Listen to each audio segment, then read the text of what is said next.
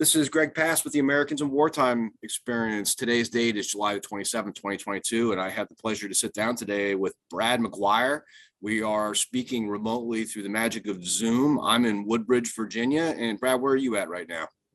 I'm a little bit west of Port Angeles, Washington. Outstanding. All right, Brad, again, thanks for joining us. And can you tell us your full name and where you were born? Sure. My name's Brad McGuire. I was born in Anna, Illinois, which, if you look at the state of Illinois, down at the southern end, you got the Ohio River coming from the east and the Mississippi River coming south on the west. I live about 45 miles north of where those two rivers come together. Gotcha.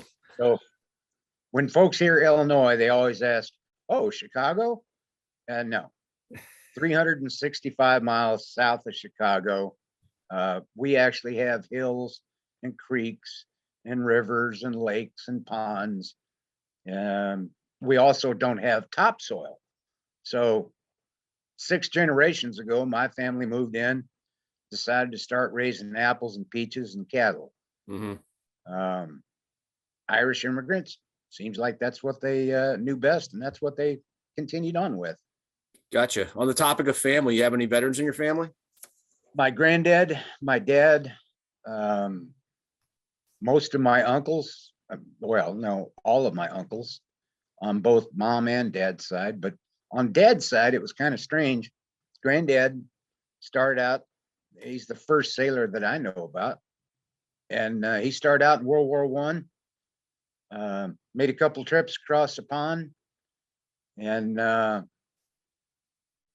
set the standard. He came home, went to school, took over the farm from great grandma, and then dad came along. Looks like the pattern was set, the die was cast, and off he went. So dad and his 2 brothers both joined the Navy. The oldest one was a musician, the youngest one was a storekeeper, and dad was an engineman. This is all during Korea time frame. And so dad was an EN2 riding a Mike boat, doing search and rescue stuff out of Key West. And then he got on 2 APAs and did a couple of Mediterranean deployments. Gotcha. Now, did your family's military service play a role in your motivation to join as well? Absolutely. I heard all the stories, and in fact, I have one old picture of the port of Naples that dad took his picture back in, geez, I guess it was 52 or 54. And I took a similar picture long about Christmas of 77. And with the exception of one of them being in color and the other one being in black and white, looked like it was from the same damn boat. So let's talk about your decision to join. When was that, and where did you enter into military service, and what branch? I joined the Navy with a young man named Larry Hogan. About 3 days after Thanksgiving in '76. Vietnam had just stopped, and many of the young men that I looked up to and grew up with had already done a hitch or 2, and some of them served in Vietnam, some of them came home, and some of them didn't. So Larry and I decided to join on the buddy program. So we raised our right hand. I believe it was either 28 or 29 November. And then both of us, not being idiots, we knew winter was coming, and winter in Illinois is not always so pleasant. So I basically told the recruiter, when he said, "Where you want to go to boot camp?" I said, "Anywhere but Great Lakes." So we both wound up going to San Diego in the same company, and the adventure began. Now, did you start off enlisted or commissioned? I started off enlisted. I was an E1 in boot camp, and wound up. Let's see, what was it? Oh, I think I gained a title of education something or other. Anyway, I had to make sure the guys did their damn homework, and yeah, so I picked up seaman apprentice when I graduated boot camp. So how old were you when you went to boot camp? I was 18. 18 years old. So at some point in time you went through boot camp, and then some point in time you had some kind of advanced military training. What was your military expertise, your MOS? My first enlistment, I was a signalman, visual communications. We were a glorified bosun mate in the fact that my first ship was painted white and stationed out of Manama, Bahrain. And anybody that's been to Bahrain knows that it gets kind of warm, and outdoor preservation is a daily occurrence. Between sandstorms, salt water, you can't ask for a more screwed up environment for something made out of steel. Mm-hmm. So at some point you end up, so you're in for a number of years, and at some point you end up becoming involved in military operation Eagle Claw. Can you tell us a little bit about what rank you were at the time, what your military specialty was, and your involvement in that operation? Eagle Claw went down when I was on my second ship, USS Sacramento, AOE-1. Sacramento is a fast combat support ship. In other words, she's 800 foot of things that go boom. Literally millions and millions of gallons of fuel, aviation and shipboard fuel, as well as weapons and food, all kinds of good stuff. Carried two CH-46 Sea Knights, and we used that to keep the Constellation battle group well supplied. Eagle Claw went down, and the thing that stuck out most in my mind was we were at the northern end of the Arabian Gulf, well, specifically the Indian Ocean. We were off the coast of Iran and Dubai. We hadn't gone through the Straits of Hormuz yet. So we got this order to come to 180 and go to flank speed. What does that mean, flank speed? Flank speed means give it everything you got. We had the boiler and screw set up. USS Kentucky, the battleship that didn't get built, was broken in two. So Sacramento got half the power plant, Camden got the other half the power plant. And for a couple of old steam powered oilers, they would run like, well, the term I always use is a rape date, but they run pretty fast. When it says 30 plus, that plus is a good sign. So we hauled ass south, and the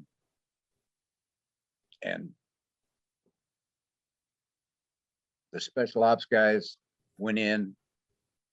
Desert One happened, and we tried to get our hostages, but that didn't work. So from my standpoint, other than an exciting general quarters at flank speed, running a different direction, I really didn't know what was going on the ground by any means. Brad, there's a lot of people, as a matter of fact, I'd suggest the majority of Americans have never even heard of Operation Eagle Claw, especially those people that are under the age of 30. Can you briefly tell us what that operation was and how naval aircraft played a role in that operation? Sure.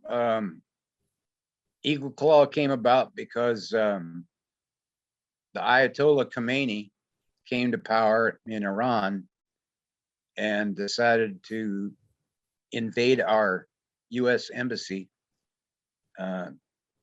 Took 54 Americans hostage, And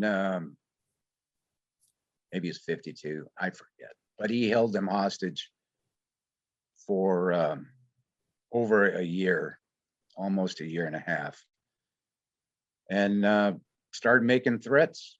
He said, enough is enough. Went in to get our people back. So some of those special operations guys, did they take off from your aircraft, or were you guys there in support, or how did that work? No, we were in support. We would have resupplied all the ships and aircraft with fuel as well as ammunition, but we weren't directly involved with supporting special ops at all. Gotcha. It's the life of an oiler. You follow the big flat deck, where it goes, you go. So when Midway and Connie, when they turned around and took off and told us to head south, we thought that was kind of strange, but Roger out. So what rank were you at the time, and what was your job at the time? I was a signalman. I think I was probably a third class. I made second class before I got out. I have what's called broken service. 4 years enlisted, got out for 4 years, went to college, worked on the farm, sold motorcycles, worked on the Mississippi River, wound up getting married. And I saw the farm was going to fold. So farming was out. Went to school for mining. They started closing all the damn coal mines. So talked to a recruiter and he said, hey, I can put you back in. And he rattled off 5 or 6 different rates and said, I can put you in with a reenlistment bonus. What do you think about that? And I said, well, y'all didn't offer me that 4 years ago, so I'm pretty excited. So I came back in February of 85, went to A school, became a sonar technician, surface sonar technician, which oddly enough, as it turned out, maybe I should have started that out all along. Now, so you're still enlisted at this point, is that right? Or okay. That's correct. I came back, I didn't lose a stripe. I came back in as an E5, turned into STG2, and started riding those little pointy nose vessels that I'd been refueling. Gotcha. So let's fast forward. Well, at what point in time do you become commissioned? 97. And how did that take place? I was fortunate enough to be stationed on the USS Ingraham, FFG 61. Ingraham was an amazing little vessel, 218 guys. We had a captain by the name of Peter Daspy. Captain Daspy believed that his leadership style, he empowered the chief's mess to run the ship. He came out with the plan. The officers all knew the plan. They also knew that the chiefs were the ones to execute. And the chiefs knew we're there to guide and train the crew and the officers. It worked out great. He also had a habit that I didn't find out until later. Captain Daspy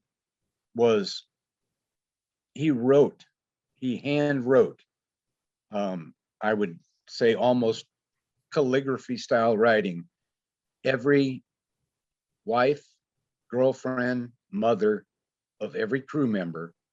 And he would send them in a personal note saying, hey, Billy Joe Bob's doing fine. He's doing great stuff. And just as an update, just in case sailors don't always write the way they should. And he sent Katrina a card on command letter, not command letterhead, but it was a card that he paid for. All right. And in this flowing script, he said good things about me and kind of reassured her that while your husband's out doing goofy stuff, it's all for a good reason. And because at that time, we were supporting the tail end of Desert Storm, but it officially became known as Operation Southern Watch, which is basically keeping Saddam in a box and making sure that ships that go in and out of Iraq don't have prohibited items that the UN had declared. So Ingraham came along. It was a great tour for me personally. I learned how to drive ships like you stole them.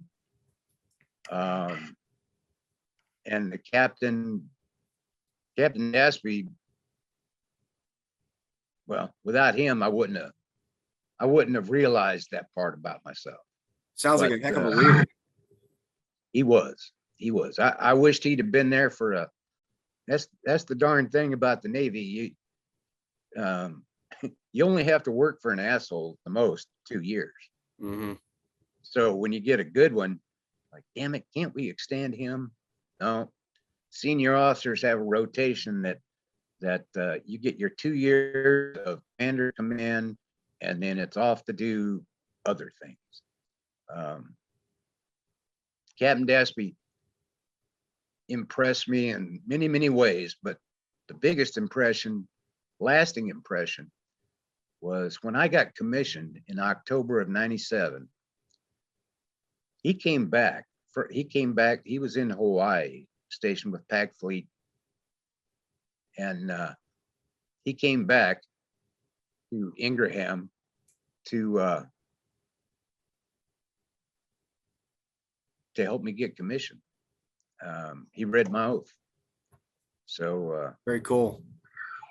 Normally, when a commanding officer leaves a ship, when he transfers, they usually don't go back until after retirement. The fact that he flew back on his own dime from Hawaii just to watch me put on shoulder boards, that meant the world. Yeah, I bet.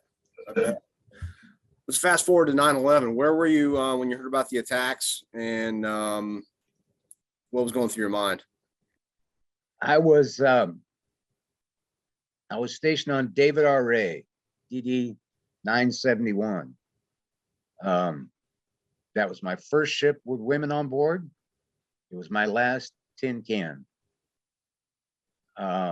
We were off the coast of Panama, Colombia, doing our normal South Pac drug tour. Officially, that's known as Maritime Interdiction Operations, counter drug. So we had a Coast Guard detachment on board, and lo and behold, business was good. We had taken down, geez, I forget how many. I'll be conservative and say we'd taken down over a dozen drug runners. Some of them were on speedboats, cigarette boats for a term. And some of those we had destroyed after we took the crew and their drugs. So we sunk them. Yeah, it takes a lot to sink one of those buggers. Does it really? It's essentially a foam box surrounded in fiberglass full of fuel, assholes, and drugs. So they earned the name Go Fast Boat for a reason. Mm-hmm. If they're doing 40 knots on one course and you come in behind at 30 plus, well, if this guy's doing weird maneuvers to evade you, if you just hold your course, every time he turns, he's losing some speed. So we caught up to him. And then that morning, being the fact that we were off Central America, we had access to satellite TV. And the XO was very interested in making sure that the TV was always working. So one of Brad's little things, I was the electronics materials officer by this time, CWO2. I would go up and check my reception in the office. If I had good reception, then pretty much everybody else most likely would too. I was flicking through the channels and hit CNN and saw the first plane explode. And I thought, wow, what kind of moron does it take to fly into a damn building in New York? And then all of a sudden I saw the second plane hit. And so that wasn't a fucking accident. That was on purpose. So picked up the phone, called the captain. Hey, sir, you may want to turn on your TV. It looks like we just went to war. 2 planes at the World Trade Center, and you know as much as I do now. And after that, life got real interesting. How did that change your posture immediately? The entire crew, very shortly thereafter, we pulled into Panama to refuel so that we were fully ready. And when the pilot climbed on board, I was actually the conning officer. So I'm in green BDUs with a Beretta on my hip. And he said, you know, this is the first sea and anchor detail I've ever seen armed. But if you were in combat systems or operations department and enlisted, chances are you were on a gun of some sort out on deck. We had 50 cals, M60s, M14s. If you could hold it, pretty much everyone was holding on to it or on watch, getting the ship safely in port. Mm-hmm. It was an interesting time. Fortunately, nothing bad occurred. We went in, refueled, went back out, kept doing our mission, and the world saw everybody lose their mind. So 9/11 obviously leads into 2 more combat deployments for you. Which came first? Were you what operation were you in support of? Oh, well, when I left David R. Ray, by this time, I went to Valley Forge CG-50 cruiser, Aegis cruiser. Checked aboard her in December of 97, and deployed a couple times with her. Iran still had noise, but Iraq was making more noise, and India and Pakistan were kind of bumping heads. So Valley Forge, we deployed with the Lincoln, and as the battle group went into the Gulf, we were out in the eastern portion of the north end of the Indian Ocean, kind of keeping an eye on what was going on with India and Pakistan. They're both nuclear powered countries, and we wanted to be there to make sure that those test launches that they were doing were in fact test launches and not the start of something really bad. Then we got a flash message that came in and said, basically it said, get the hell out of the way. We went to flank 3 and headed west, shot into the Persian Gulf as the rest of the battle group and a lot of other ships that weren't showing up on Geeks, on our worldwide picture, if you will. They all went sortying out one night. We saw them on radar. Our planes told us about them, but we didn't really know what was going on. Turned out that was Operation Desert Fox, first retaliatory strike against bin Laden. And so we went in to take the other ship's place and do maritime interdiction operations while while they went out and launched a few T-LAMs. Then David R. Ray came to a close for me in '99. I transferred, or not David R. Ray, Valley Forge. I transferred to the David R. Ray, which would be my first ship with women. Did the counter drug deployment. 9/11. We after that, I went to the Commander Cruiser Destroyer Group 3 as a Lieutenant JG. I had switched from being a Chief Warrant Officer to a limited duty officer, and wound up working as the N4 Alpha, which is a assistant materials officer.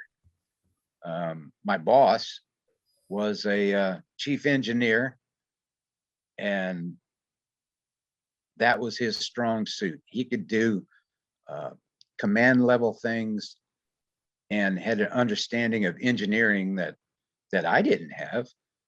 By the same token, I had an understanding of operations and combat systems that he didn't have. So we played off pretty well together.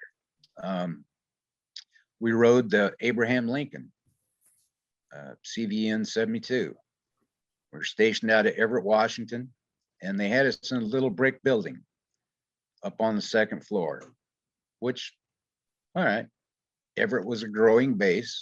They're still pretty new.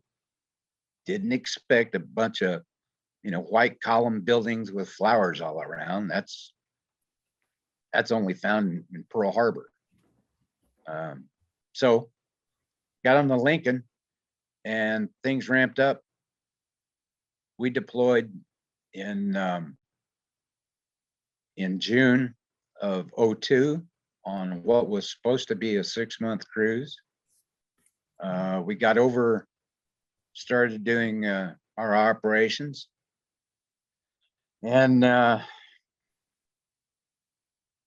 Brad, Brad, hang tight just one second, just so I get my notes right. So June of '02, you're deploying on what ship? On Abraham Lincoln. Okay, and what type of ship is that, and what is its role in maritime warfare? Abe is a Nimitz-class aircraft carrier. Carries roughly 100 combat aircraft, and 1 2-star admiral who's in charge of it all. So he's got the Lincoln, along with the Lincoln's Carrier Strike Group. Those days we just called them battle groups. But so you can roughly figure somewhere between 7 and 11 ships in a regular battle group. The newer the battle group, the less ships. They're more capable. It's kind of a holdover from our days just chasing Soviets, but the idea is to have rings of defense away from the high value unit, which in this case, Abraham Lincoln. We had some ships that we were directly responsible for. Shiloh and Mobile Bay are the two that come to mind. But then we had a destroyer squadron out of Pearl Harbor that was also attached to us, Desron 15. Oddly enough, that's the old Desron that I had when I was in Japan on Fife, DD 991. Spent 3 years there. Anyway, we deployed to Desron 15, and the associated air wings that go with Abe. And suddenly there's a tin can sailor riding this big old flat top, sleeping on the O3 level, which is directly below the flight deck. As luck would have it, my stateroom and the chief cook was my neighbor, his office with all the onions in it. We were directly below the number 3 wire, which is the target that all pilots shoot for. 4th wire last chance before you go sailing off the ship again. Number one wire, that makes for a pretty eye-opening recovery when you land. So I got to hear every aircraft take off and land. And during the elevated ops that would follow in the months to come, that equated to somebody either taking off or landing every 90 seconds, broken up in basically hour and a half periods. Hour and a half of really loud noise. They go out and do their mission. Somewhere between an hour and a half later and 4 hours later, they'd usually return and land, and it would all start over again. So tell us what your title was at this point, and everybody on the ship has a job to do. How does your position support operations on the ship? What is it you do day to day? My day-to-day was, my job as the combat systems officer was to keep all the ships within the Abraham Lincoln Battle Group combat ready, whatever the mission might be. My day-to-day, every day I had a watch. I stood watch as a Tactical Force Action Officer, FTAO. And as TAO, I had a commander sitting to my left that was the battle watch captain. So he was responsible for everything that the admiral was responsible for. Me, as the TAO, was executing the plan for that particular 8-hour segment of the day.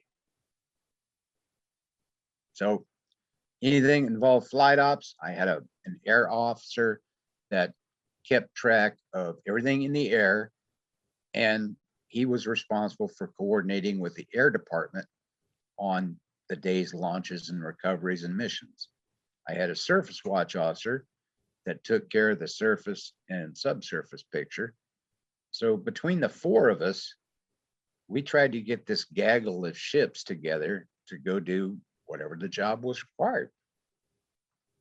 So geographically, where were you guys located during these operations? Our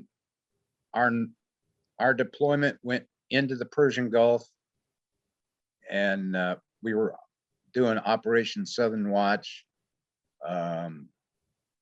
getting on closer to our 6-month mark. I flew back stateside because the folks at Navstay Everett, remember I told you they were kind of a new base. Well, they sort of evicted our admiral. And so Admiral Kelly had to find some new place to go. And their plan was to move him into a double wide trailer. I thought that was kind of interesting. So being the assistant materials guy, I flew home and commenced putting together a double wide trailer. It was already constructed, but some parts needed to be enhanced. Like when you put that many computers in a building, you really want to make sure you got supports underneath the floor so they don't fall through the damn floor. Mm-hmm. Along the way, I had to coordinate with a damn interior designer. She asked me, "What color would you like everything?" I said, "Sweetheart, we're in the Navy. It's gray. You can throw some white and black and some orange in there from time to time, but basically it's gray." So once we got that going on, I got an email from the chief of staff, said, "Hey, the band's playing, music's all in tune. Come on back, let's dance." Roger out. Got on a plane, made my way back, caught a cod flight, who caught the wire just right. And about the second week of January, I'm back in the Persian Gulf, and we know things are ramping up. We just don't have. At the time, I can say this because General Frank's put in his book. At the time, it was called Operation Polo Step. Well, that sounds kind of innocuous. It would later turn into Operation Iraqi Freedom. We tried a strike in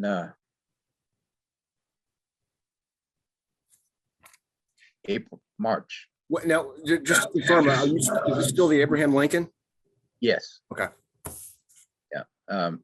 While I was back in Everett, the Abraham Lincoln went to Perth, Australia, resurfaced the flight deck, because after you do a deployment, that really good non-slip, non-skid that we all paint on our decks, after a few thousand aircraft takeoffs and landings, it becomes kind of slick. It gets impregnated with oil and grease and fuel and just the sun baking on it.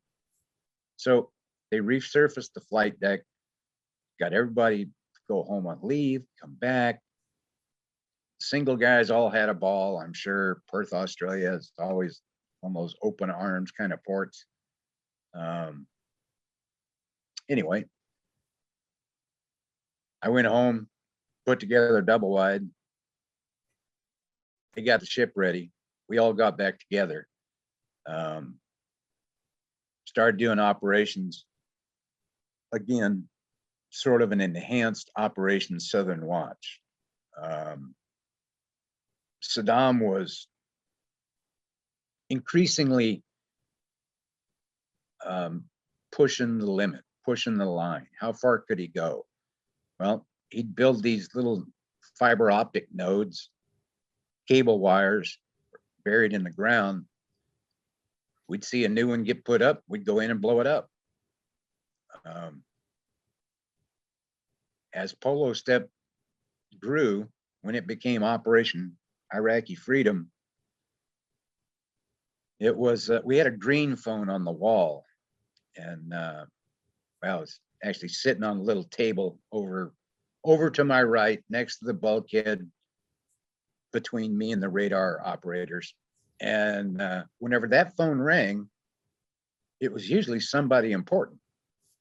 Well, one day, I don't know, April time frame, we'd been at war for a while, and we were launching a lot.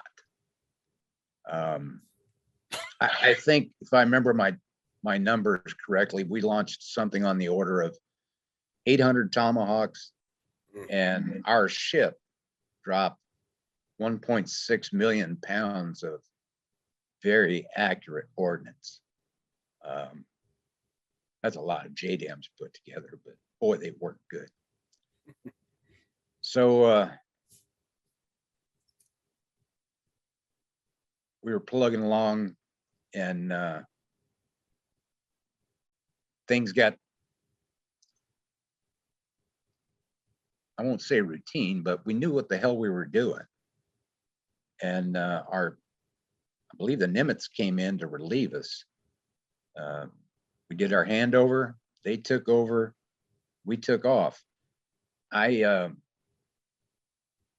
had mixed emotions about that. I was very happy to be going home, but the job wasn't done. That son of a bitch was still in power, and I still got brothers and sisters in harm's way. So that was a nagging thought that kept on with me. So when did you go ahead? When did you leave? When you were leave, what month and year would that have been? Excuse me. Well, I went home early December of 02, maybe it was late November, December of 02, and then I got back on board in January of 03. Okay. So tell us a little bit about your living conditions. You told me where geographically it was within the ship, but are you, for guys like me, not Navy guys, how much room do you have? Are you hot bunking? Are you sharing rooms? What about latrines, heads, whatever? Yeah, we were sharing heads, latrines, if you will. My room as an officer is different than that of an enlisted. But on an aircraft carrier, that's really not saying a hell of a lot. There's 5,500 people on an aircraft carrier, out of which I think it was something on the order of about 650 women, and the rest are all male. So you have to break it apart by officer and enlisted.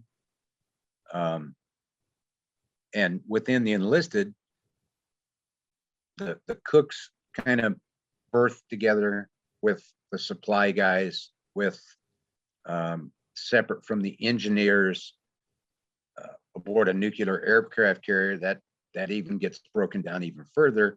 The nukes are separate from the fresh air snipes, snipes being engineers.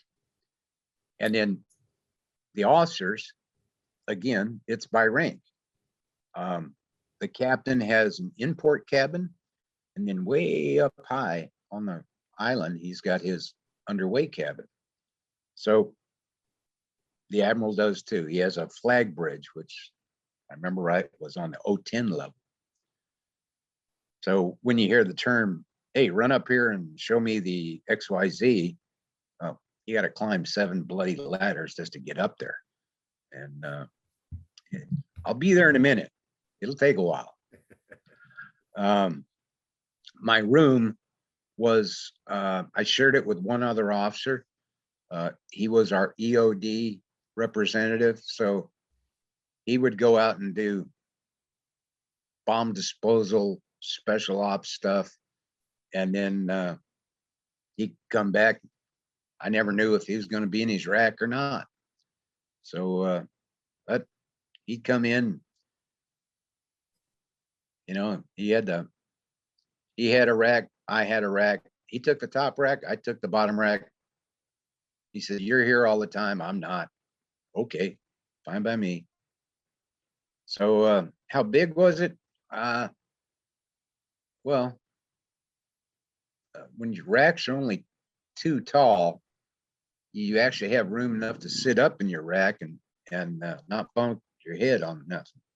So they're the same size as a single bed in civilian life.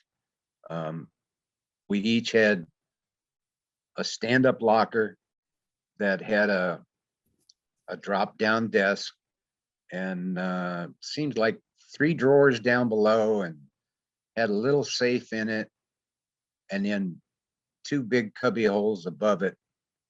But I mean, they're just metal drawers. So you get all your stuff packed in there, right? Some stuff you use on a frequent basis, some stuff you don't. If you're a boarding officer, chances are you probably have your issued sidearm in your safe. I did, but not everybody does that.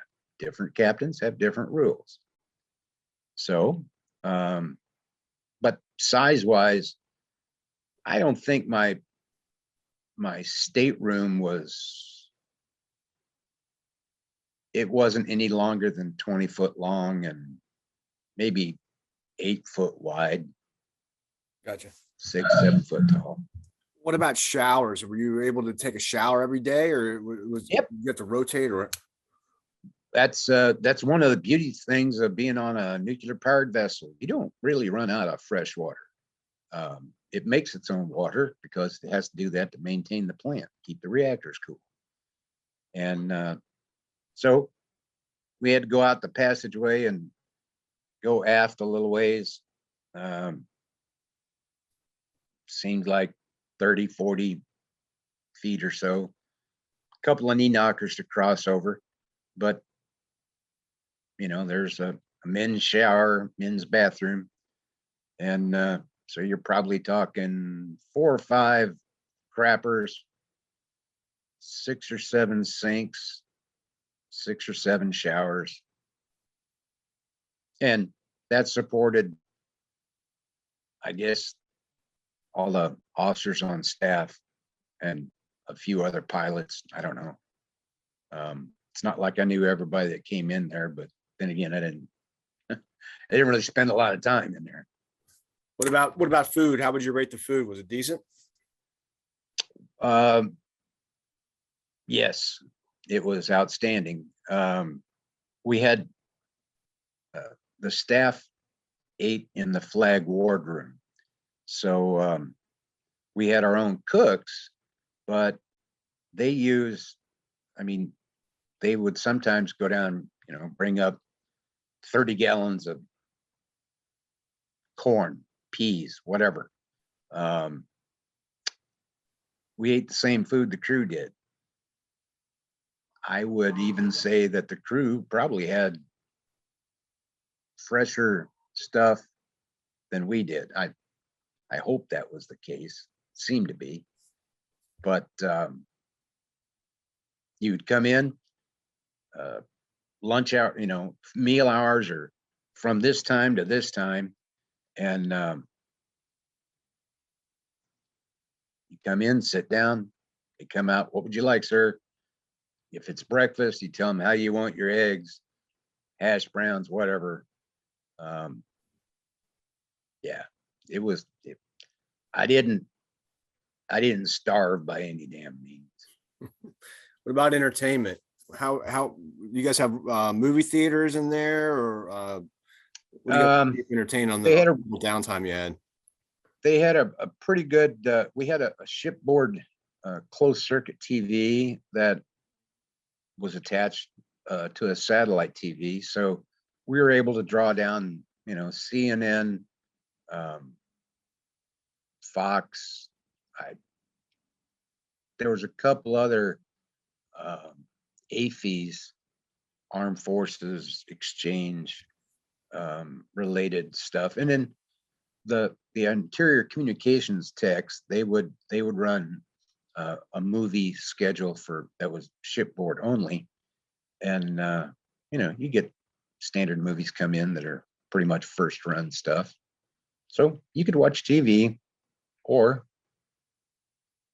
catch up on your paperwork or crash out and take a nap.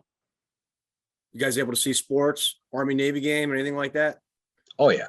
Oh yeah. The Army Navy game, always a big player. Um, college sports. One thing good about an aircraft carrier, unlike a tin can, most carriers don't have to turn to get good satellite reception. So they still stay pretty well connected. Abraham Lincoln was the first ship that I had almost constant internet connectivity with my family and friends. So let's talk a little bit about communication with family and friends back home. I'm curious to hear, you were in for such a long time, the differences between your first deployment on how you would communicate to your last deployment. Explain the differences in technology and how that helped you out. Well, I started out with nothing but the mail. We did have the ability to do long range phone communications, but those were always through Mars, not the planet. Mars is a civilian assisted phone tree, if you will. We would radio back to a ham operator who would then make the phone call and connect the line. And so, hi, honey, I love you, over, was a standard chuckle line, 1977. I couldn't afford phone calls like that. The ones stateside, those cost a lot of money. The ones underway were just a pain in the ass. So virtually everything I did was via the mail.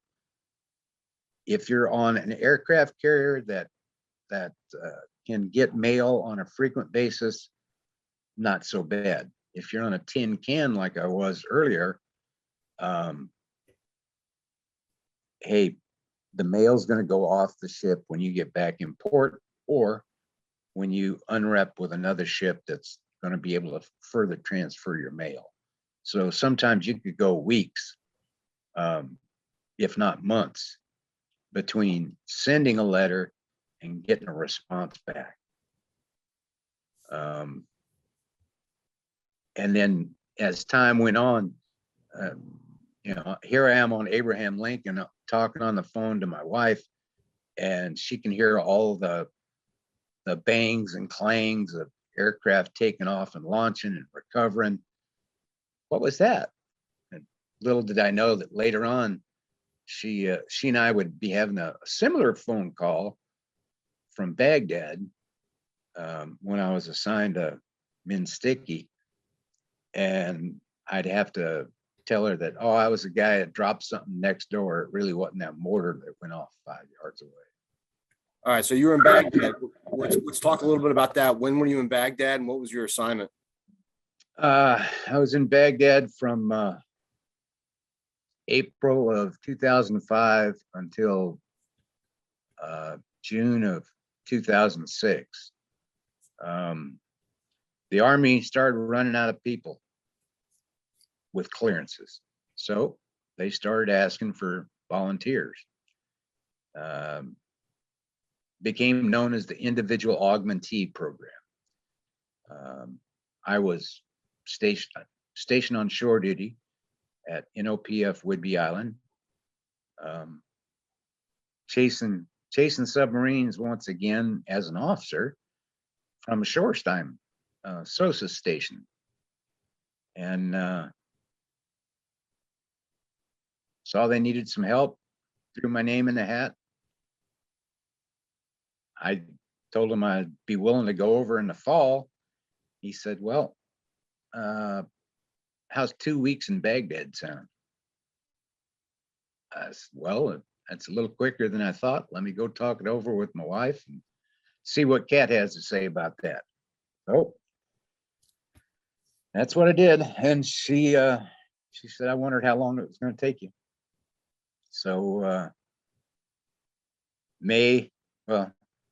when I went to Fort Bliss down in Texas, and they issued me 3 sea bags full of stuff that I used 1 sea bag, but them other 2 were just dead weight, thank goodness. That was all the chem warfare and let's go camp out in the woods kind of things.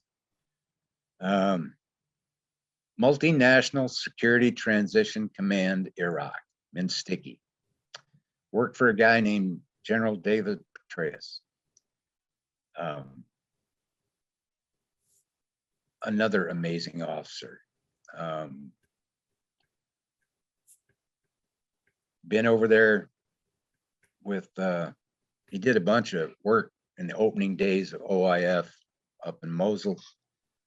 And now here he is, the 3-star in charge of training and security for the Iraqis that were left over and trying to get them back into a functioning country. So I show up and I'm the battle captain, which I'm running their ops center, which is kind of like running a combat information center on board ship, except it ain't moving. And we're in a former Iraqi school. The former shower facilities, one on the left, one on the right. One of them is the secret internet for the US side, and the other one's the secret internet for the NATO side. Come forward a couple more, and somebody cutting out pictures and putting together stuff here, and other guys over here with storage. And you come out into the main room, the ops center, and we've got flat panel TVs where there used to be chalkboards, little computer stations set up all over the place. Truly a joint unit effort. I worked for a Marine who worked for an Australian colonel, lieutenant colonel, who worked for a US colonel, an Army colonel. Along the way, I had an air officer that was Air Force and 2 or 3 other Air Force assistants with him. Most of the folks were National Guard. And in fact, I went over there on a 6-month tour, but as the end result started getting closer and closer, I realized that my transfer date and this National Guard unit swap out, this was all going to occur in the fall sometime. And that seemed like a bad idea. So somebody needed to stick around and knew what the hell was going on. So I said, now I'll do another tour. And sure enough, they kept me on. So I wound up doing 13 months in Baghdad, 850 convoys. I didn't do all those. Those were the convoys that went on the road when I was the guy on the other end of the radio. I went on several convoys. My roommate, Dan Hatcher, was a Army major in charge of force protection. So every time the Iraqis had a new base that they wanted to get our buy-in or our clearance for, Dan would have to go out and inspect it, make sure they'd done stuff right. Well, you got contractors that are putting together the plans that were given them by a bunch of Navy Seabees and Army engineers and DOD engineers. And so we would go out.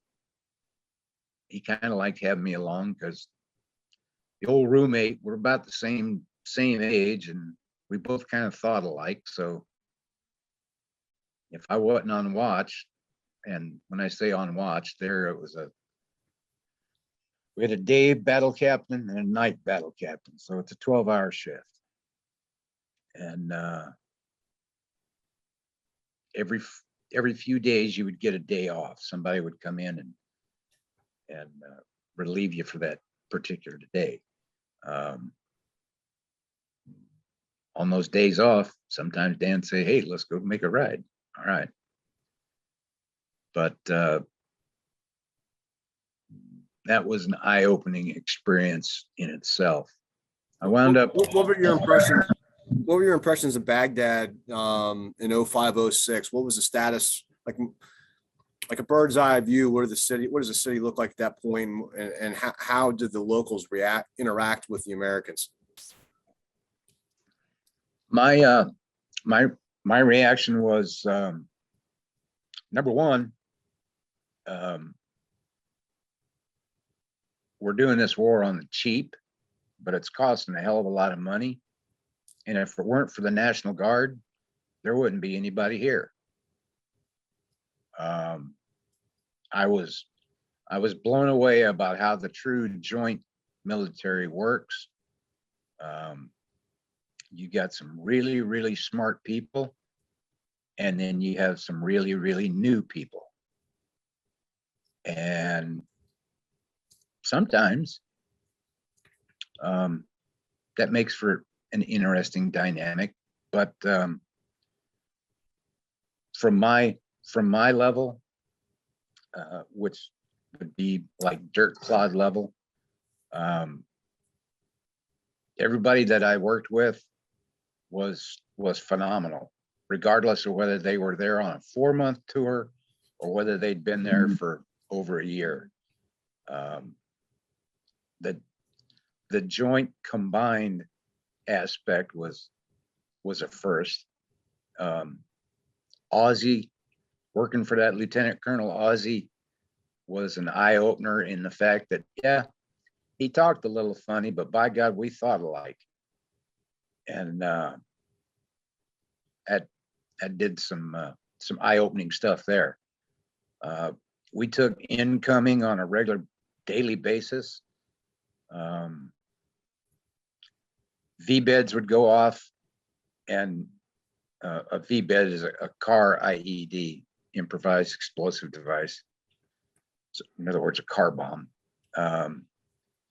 And every one of the convoys I went out with, I was usually the senior guy inside the convoy, but the convoy commander was typically a sergeant first class. And I would tell him every time, look, you're the commander. You make the call. Here's what I know. And I would give him an intel brief of stuff that didn't make it in the official brief. But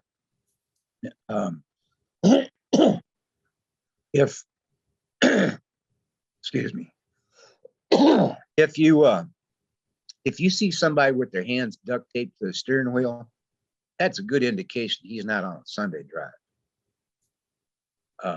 If that car is approaching us, by all means, take it out. And I will happily support you. I'm in the truck as long as we're in the movement. If the truck stops and you need me to get out, fine. Just consider me another scout. Out I go. And then when we get to our destination, I'd get out with Dan or whoever, and we do our job and go to our meetings, all that happy horse shit. So Brad, we were talking before the audio went out about your living conditions in Baghdad. Where were you staying at? Were you in like a GP medium tent? Were you in a building? Where were you guys staying at? Dan and I had, that's one of the good things about hanging out with a senior officer. He was a major, I was a Navy lieutenant. So I was an 03E, he was an 04. And so he rated a much better berthing than the Army likes to take 03 and below and shuffle you off with everybody. So Dan and I hung together.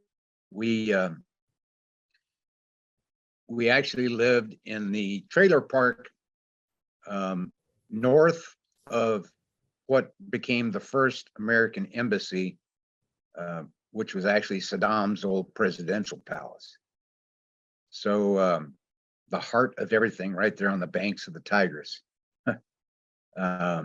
We had an H, a capital H shaped set of trailers, 2 trailers side by side, joined by a bathroom. The front door led up, opened in. There's the bathroom if you need to use the head, or hang a right, go one room, hang a left, go to the other room.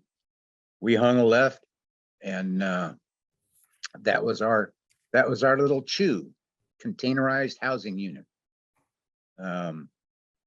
Series of sandbags kind of surrounded us from neighbors, but you'd walk around it pretty easy. When the power goes out, well, the AC goes out. Well, Dan and I got in there on our CHU and started making it home.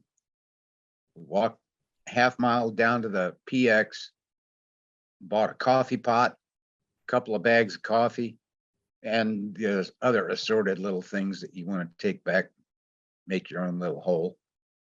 But a couple months later, Dan looked at me and goes, "You know what? I kind of laughed when you bought that coffee pot, but that's the best damn thing we got going." So, yeah, starting the day out with a fresh cup of coffee is a good way to start the day, regardless of what's blowing up. So, yeah, two little trailers connected by a bathroom. Dan had one end, I had the other end. They're all about 10 by 20. What base is this? Pardon me? What base is this that you're at? Well, it was at Saddam's presidential palace, which was the home for multinational corps and multinational transition security command. Gotcha. So lots and lots of senior officers running around the palace at any given point. Pretty much, if you didn't have, we all wore badges around our neck, or I put mine on my belt. And that's what allowed you entry into certain areas. I had a fairly high clearance, enough that one of the lieutenant colonels took it as a, I don't know, I guess he made him think that his dick got longer, but mine had a different number than his. And he says, how come the Navy guy gets to go in, but I don't? That got explained to him, and off we went. But I'm not the most politically correct person. And so also being a Mustang, I tend to speak my mind. We had a situation going on that involved one of our convoys that was out on the road. And then I had 3 or 4 staff officers come in the ops center, and their issue had priority, and they were talking real loud and just generally make a nuisance. They could do that somewhere else. And I let them know in no uncertain terms to get the hell out unless you got something to add. I got guys taking fire. They got their panties in a wad. The colonel told me later, you didn't do nothing wrong. Don't worry about it. They're idiots. So, okay, we agree. Nice day.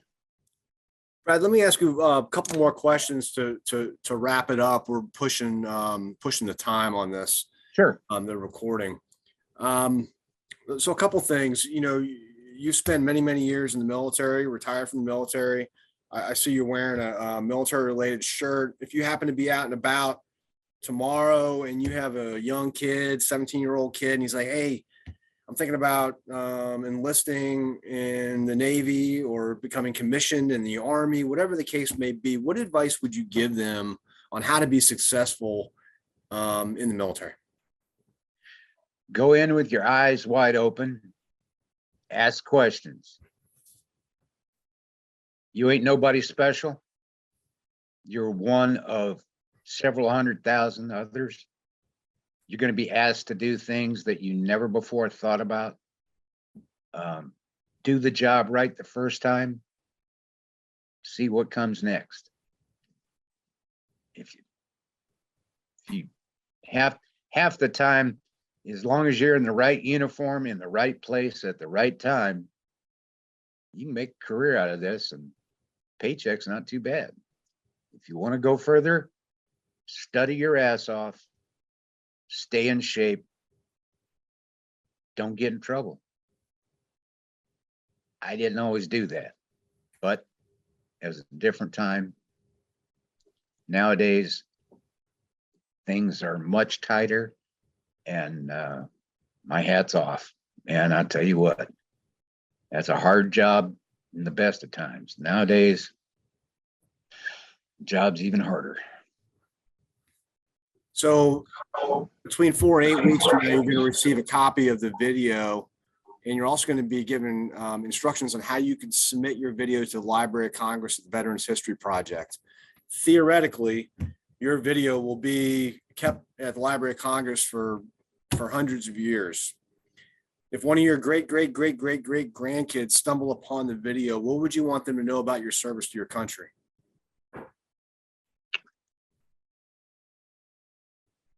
I'm very proud of my time serving my country. I think everybody that has ever worn that uniform will say the same thing eventually. You might get out of the Navy for a variety of reasons, or Army or Marines or Air Force or Space Force. If you serve your time, you serve your country, you're protecting every individual in the country, regardless of whether you're a cook, a mechanic, or a door kicker. Well said. On behalf of the Americans in Wartime Experience, I thank you for taking the time today to talk with us. And more importantly, thank you for your service, Brad. I really appreciate it. It was my honor.